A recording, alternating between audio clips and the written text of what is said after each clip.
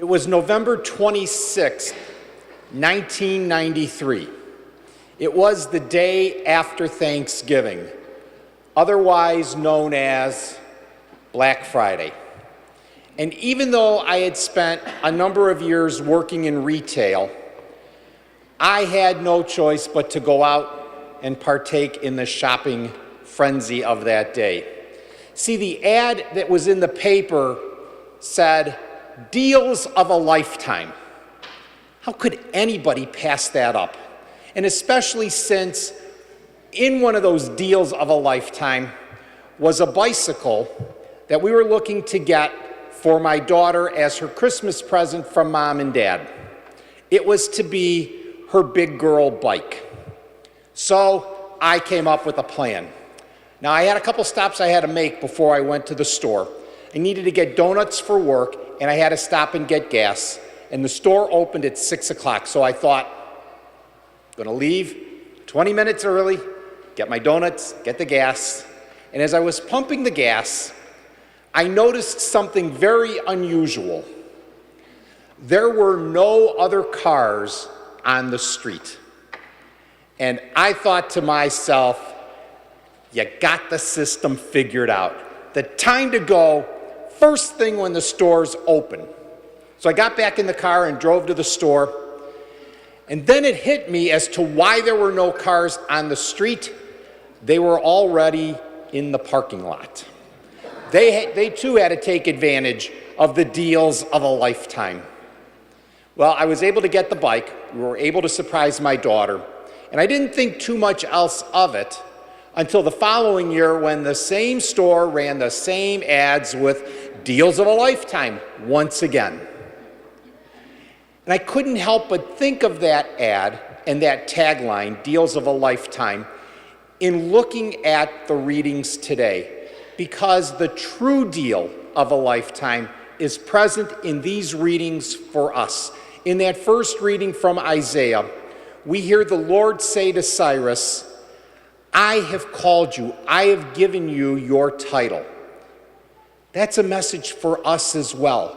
We too, each one of us, individually and collectively, have been called. As Paul says to the Thessalonians, how you were chosen, so too for us in the waters of baptism, chosen to be God's sons and daughters, brothers and sisters united in his family. That's the deal of a lifetime. But it comes, as all deals do, as a two-part effort. Not only were we called and chosen, but as Jesus goes on to explain to the Pharisees and the Herodians, there's something else. We belong to God, and so we have to give ourselves back to God. And the question is, how do we do that? And the answer is, well, actually there's two answers. One in the psalm that we just sang, give glory and honor back to the Lord. And how we do that is the sneak peek from next week's gospel, when Jesus gives us the two great commandments. Love God above all else, love your neighbor as you love yourself. Very easy, simple, done with.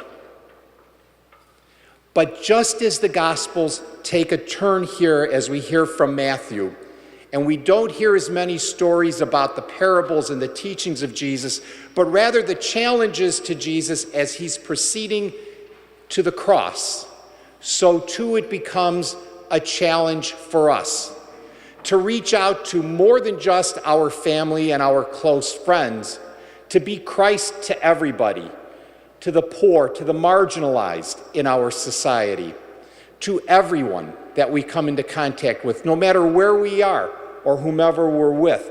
Our challenge is to bring that same love that God shows for us to each other. And so, I will throw out a challenge to each of you between now and Thanksgiving to come up with somebody other than a close friend, other than a family member, who has had some role in your life, some way, somehow has impacted you.